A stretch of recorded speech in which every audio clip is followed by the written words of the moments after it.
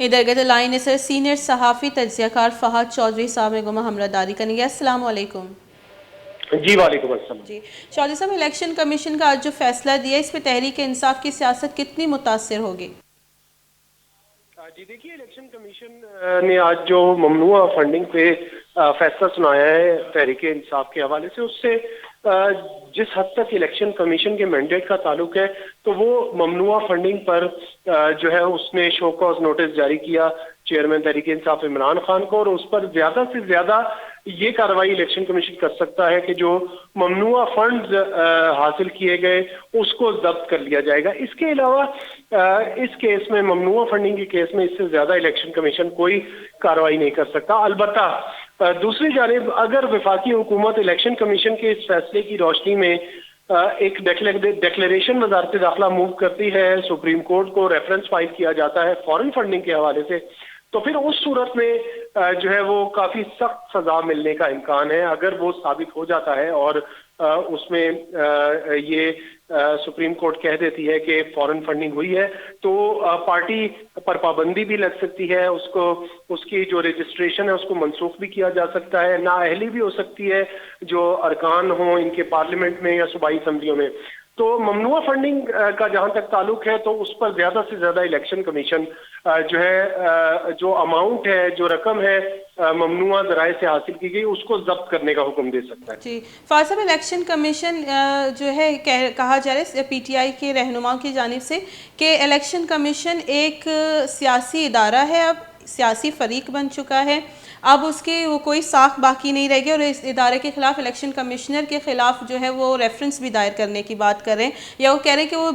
پوری تیاری ہم کر چکے ہیں. تو کیا ان کو پہلے سے معلوم تھا کہ یہ ہمارے خلاف ہی آنے والا ہے، تو اس لیے وہ ریفرنس دائر کرنے کی بات کر رہے تھے؟ جی بالکل ایسا ہی ہے. اور دوسرا یہ کہ تحریک انصاف کی جانب سے مختلف مواقع پر الزامات عائد کیے گئے الیکشن کمیشن پر کہ یہ پی ڈی ایم کی جو جماعتیں ہیں ان کے کہنے پر کام کر رہا ہے، اور یہاں تک چیئرمین پی ٹی آئی نے کہا کہ چیف الیکشن کمشنر کو نون لیگ کا ٹکٹ لے کر الیکشن لڑنا چاہیے. تو یہ الزامات تو ہر ادارے پر یا اداروں کے سربراہان پر لگتے رہتے ہیں. جس بیس پر پی ٹی آئی جو ہے وہ الزام عائد کرتی ہے کہ نون لیگ کے سینئر رہنماؤں سے چیف الیکشن کمشنر نے ملاقاتیں کی، تو یہ ملاقاتیں تو پی ٹی آئی کے سینئر ارکان اور سینئر وزراء سے بھی جب یہ حکومت میں تھے تو چیف الیکشن کمشنر کرتے تھے. اس میں کوئی جو ہے قباحت نہیں ہے، کیونکہ ایک کمیشن ہے، ایک آئینی ادارہ ہے، اس کے سربراہ جو ہے وہ سیاسی جماعتوں کے ارکان اور رہنماؤں سے ملاقاتیں کر سکتا ہے، مختلف معاملات پر تجاویز بھی حاصل کر سکتا ہے. لیکن یہ آپ نے ٹھیک کہا کہ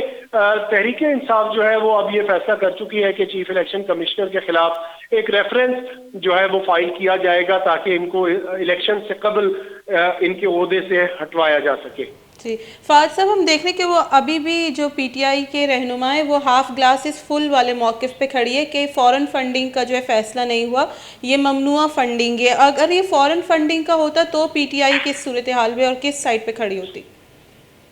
جی دیکھیے، فورن فنڈنگ کا تو الیکشن کمیشن کے پاس مینڈیٹ ہی نہیں ہے. قانون کے تحت، آئین کے تحت فورن فنڈنگ کے معاملے کو الیکشن کمیشن نہیں دیکھ سکتا. اس کا طریقہ کار یہ ہوتا ہے کہ اگر وفاقی حکومت یہ سمجھتی ہے کہ کسی سیاسی جماعت نے کسی غیر ملکی سے فنڈنگ حاصل کی ہے تو وہ اس پر تحقیقات کرواتی ہے کسی تحقیقاتی ادارے کے ذریعے، اور اس کے بعد پھر ایک ڈیکلیریشن جو ہے وزارت داخلہ کی جانب سے سپریم کورٹ کو بھجوایا جاتا ہے. سپریم کورٹ میں ایک ریفرنس دائر ہوتا ہے اس سیاسی جماعت کے خلاف، اور اگر سپریم کورٹ یہ سمجھے کہ واقعی فورن فنڈنگ ہوئی ہے تو پھر اس کے سنگین نتائج ہوتے ہیں. اس صورت میں جو سیاسی جماعت ہے اس کی رجسٹریشن منسوخ ہو سکتی ہے، اس سیاسی جماعت پر مکمل طور پر پابندی عائد ہو سکتی ہے، اور جو اس سے ریلیٹڈ جو ارکان پارلیمنٹ یا صوبائی اسمبلی ہیں ان کو نااہل بھی کیا جا سکتا ہے. جی فہد صاحب، آپ سے آخری سوال پوچھوں گی کہ جو عمران خان ہے وہ آپ کیا سمجھتے ہیں فیصلے کے بعد صادق اور امین رہے؟ کیونکہ نواز شریف بھی جو ہے اسکرین سے اسی وجہ سے آؤٹ ہوئے کیونکہ ان کو نااہل قرار دیا گیا کیونکہ وہ صادق اور امین نہیں رہے. تو اب آپ کیا سمجھتے ہیں، عمران خان صادق اور امین رہے؟ جی دیکھیے، صادق اور امین نہ رہنے والی جو بات ہے اس پہ جو ہے وہ الیکشن کمیشن نے اس حوالے سے کوئی بات نہیں کی. کیونکہ اگر تو عمران خان کی طرف سے بیان حلفی جمع کروائے جاتے انڈر اوتھ اگر وہ کچھ ڈاکیومنٹ جمع کراتے تو پھر آرٹیکل 62-63 کے تحت ان کو جو ہے وہ سزا ہو سکتی تھی. لیکن اس معاملے میں یہ ہے کہ جو